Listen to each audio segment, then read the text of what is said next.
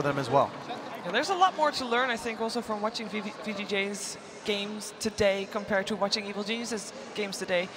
As said, Evil Genius hasn't really been tested just yet, and I feel like VGJ has a good chance of doing that here. And I think the biggest difference between these two teams, and we mentioned this before as well, ROTK being able to adjust and start adjusting when the game is still going on as the drafting captain, compared to Misery, who has to work with Volba after the game, and they have a limited amount of time to talk things through and to adjust. So if they're going to be able to adjust, that is the biggest question. But I guess the bigger one is, will they need to? It's all about rough business, right, in terms of play styles. Well, I think the game plans of VG have been very, very good, and I thought that their drafting was looking good enough to win them the major at Katowice until they came up against Virtus Pro, who just had a marvelous game plan against kind of that tournament meta so far.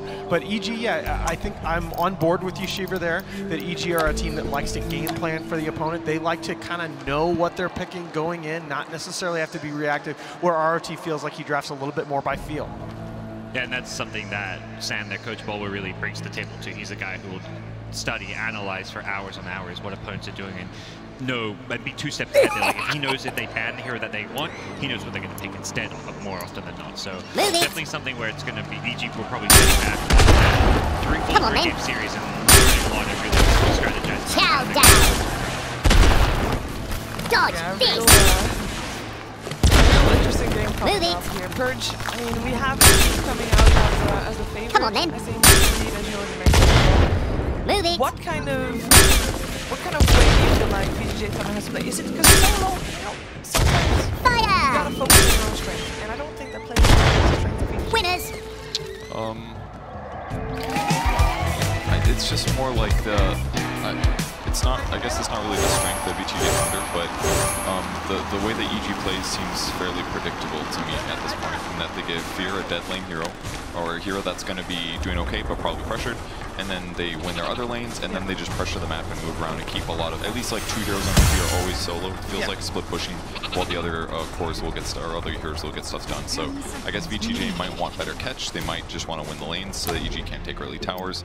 They might want to find a way to just beat mid so hard that it doesn't matter that Fear's playing a defensive hero, that they can just accelerate. There's maybe you can some see VGJ already dipping into reserve time here in their first overall pick. The first big question of the draft has been answered, is EG do opt to ban Death Prophet in the first 3, and VGJ really taking their time here, thinking about what that overall first pick is going to be. You see how badly they got punished for their first phase Medusa in game 1 of the last series.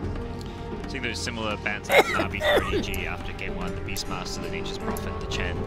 There's very annoying heroes that just mess up the lanes and cause you huge problems, particularly in that off lane where they can really cause problems.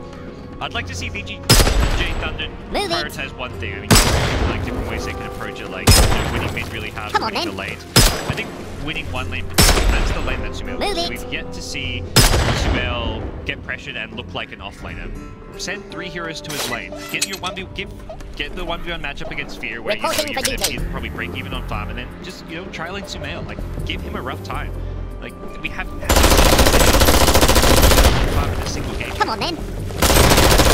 One of the panel and the point was made that it feels like teams will fall into the trap. Wow, so this is actually a big change.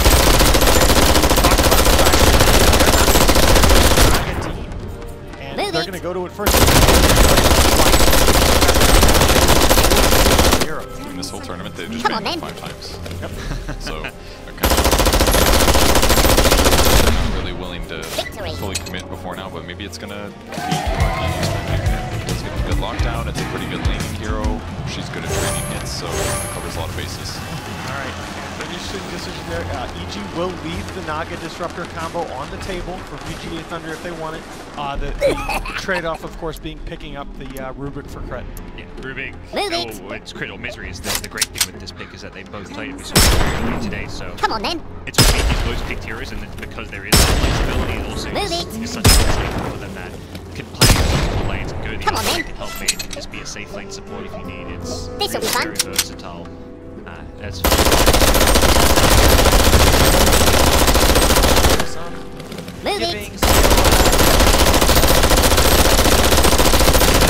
Exactly exactly the same open Come on, then. in the last game against Navi. Looking good move. Move it. Well, the Come on, rematch then.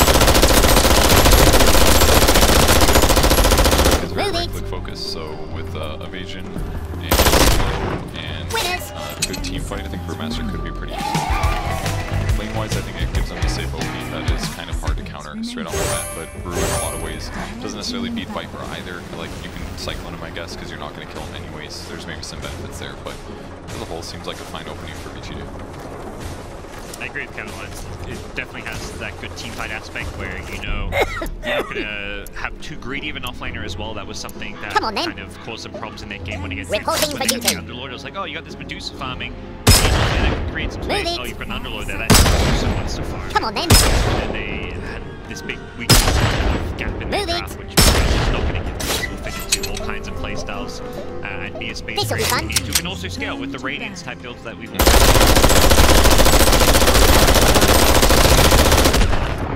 Come on, then. I think that one makes sense Move because it. they already have a Rubik's for magic. Accomplishes lane pressure stuff. Come on, then. Naga Siren should be able to. Well, let's see what he Move it. is over the Victory. So far, we've not seen Nagara. What role do they play as? should be. I don't think anything else works for them. Silent Plates and carried Naga if you go way back, but is this hero Too far in the past. Yeah, too far back, too many Come on, patches then. to go. Some teams can still run as a Reporting for duty. 3 Naga worked so with the Brewmaster. Move That it. will not be the case. You have a lot Come of on, follow then. to the sign. Move it. Come Come on, then. I usually like to pick like This'll be fun. a Lycan style draft. Oh, is that Oh, the first yeah. bad Like Lycan? That's durable now. Move it.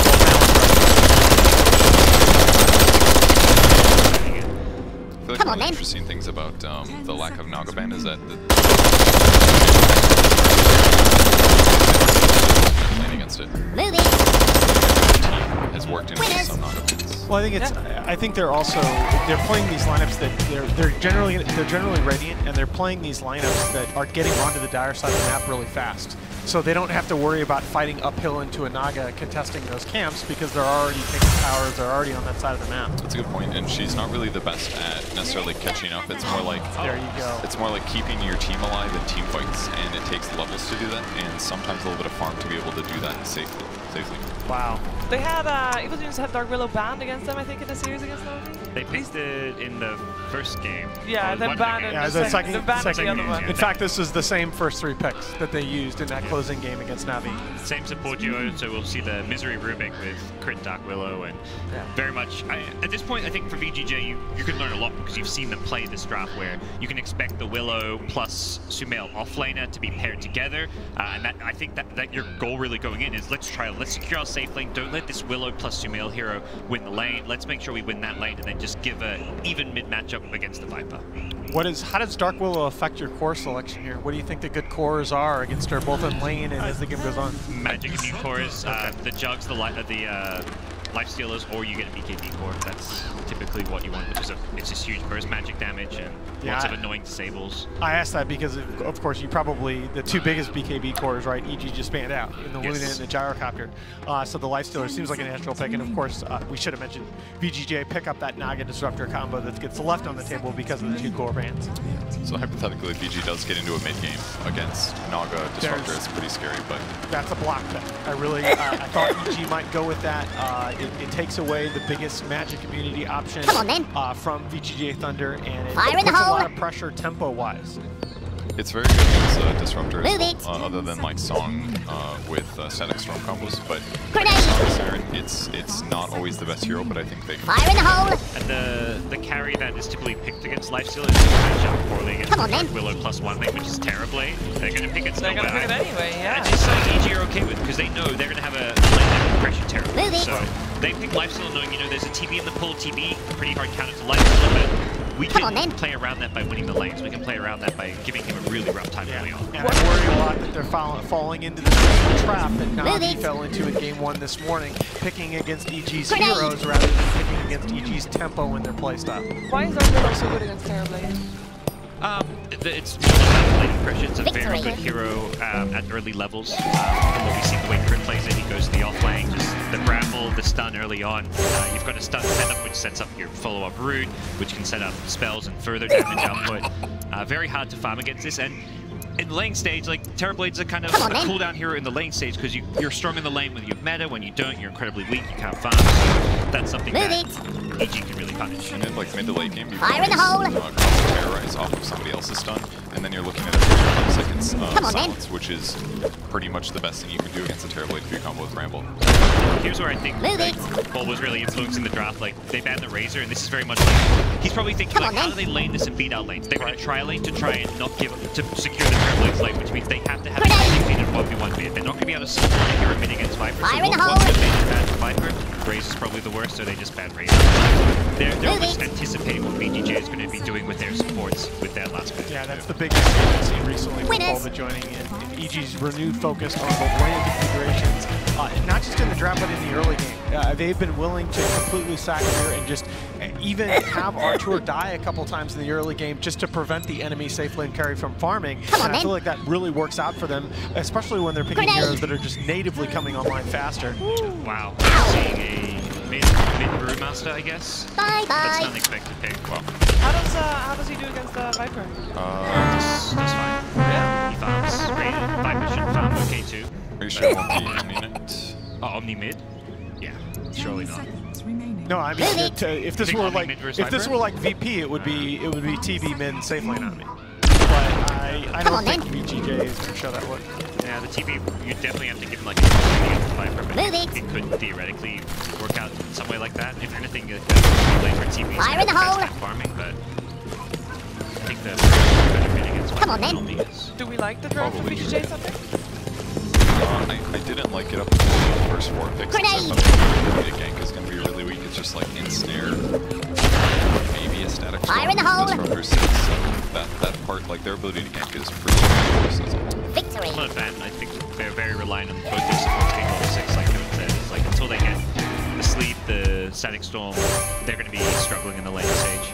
And I think that the flip side of that too is that if you struggle in the laning stage with a very team fight heavy, cooldown oriented lineup, it's easy to just get rolled over and just start hemorrhaging towers around 12 minutes.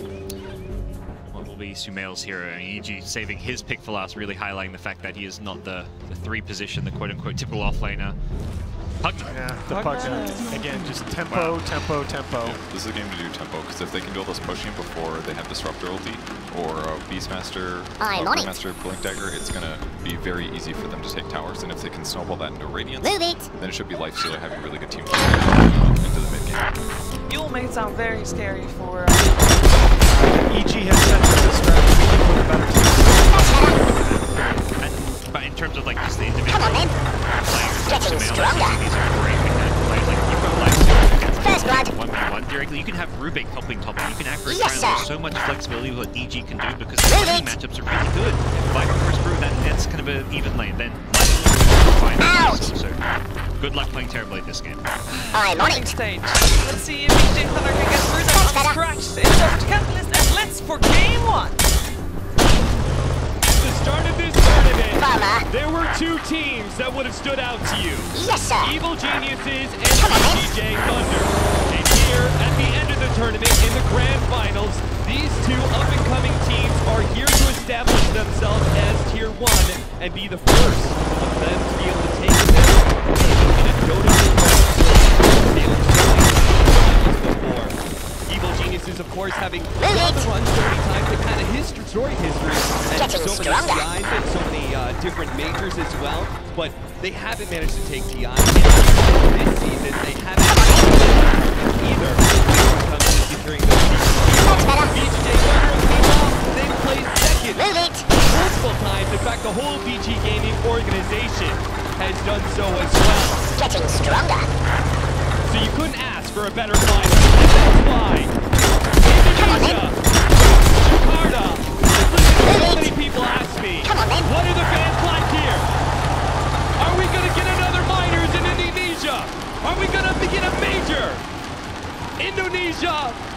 some noise for your grand finals here.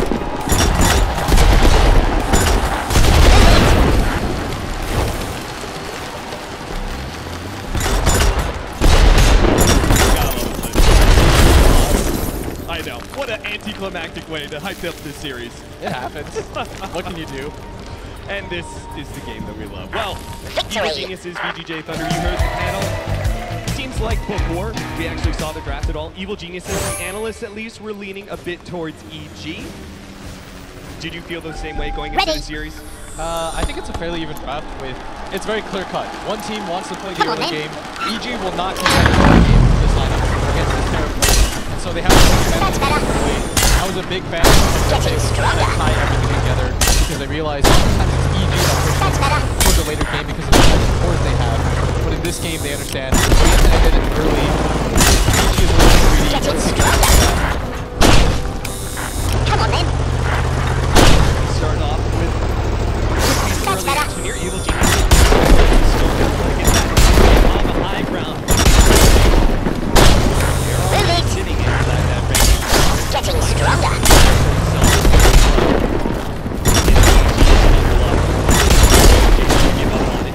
Come on, then.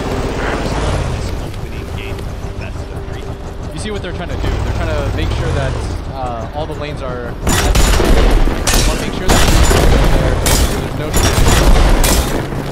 they can make it as close as possible. If that was a scouting smoke more, then it would have been killed. So you're feeling good about Evil Geniuses. Matchup. Nice stealer. I think they were hoping that it was going to be through mid. But it's going to be the Omni. And immediately they start switching up lifestyles. They want to make sure he's starting position. Against the Getting stronger. but because of Misery is actually going to get Fade will just feel threat creep wave here and pull it towards RTZ. Already moved the GS. Fail and crit. Lightning force aggro dual lane. Most aggressively we're going to be seeing Force Mail. This is going to be some active battling that we're going to have from Evil Geniuses. the book on Disruptor is try to aggro him as much as he can. He's a very single target focused hero that needs a lot of levels. If you can aggro, deny him a lot of that experience early on so you don't just allow him to pull and let the Naga roam free. I'm on it. You're going to have a much better time. Samil. Reporting for duty. Go to the side. Go for this kill. They're going to do a lot. They've got vision of it as well. Samil is not going to escape this soon. That's going to be your first blood. Easy pickup. He's just going to run back up here. He will successfully get Come on, then. our panel. You got to shut down Samil some more. You got to ignore fear. He's a trap. Focus on him in the laning phase. Already, this defensive lane Getting stronger. He's going to pump the range. Come on, then. The thing about the new offense is you don't have to tear these guys. It's about trading out the as quickly as possible. Now, not that that's fast, and that's what we're space for you.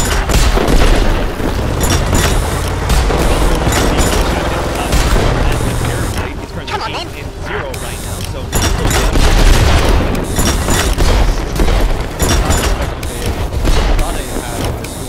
Move it.